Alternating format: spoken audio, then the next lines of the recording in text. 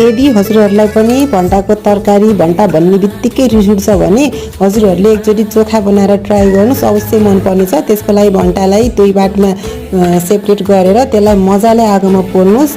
अब आगो दाउराको छ भने त झन् एकदम मिठो टेस्ट आउँछ, छैन भने मैले यसरी ग्यासमा पोल्नुहोस्। अनि त्यसपछि टमाटर, लसुन र खुर्सानीलाई पनि पोल्नुहोस्। सुकेको खुर्सानी लिनुहोस्, टेस्ट एकदम राम्रो आउँछ स्मोकी फ्लेभरमा। अनि सिलौटामा मचक पिस्नुहोस्।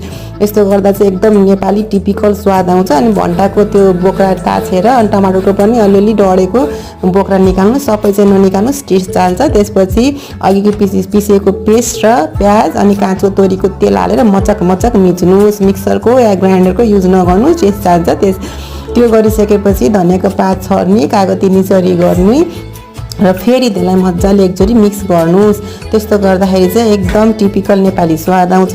यसरी एकचोटि ट्राई गर्नुहोस्। त्यसपछि हजुर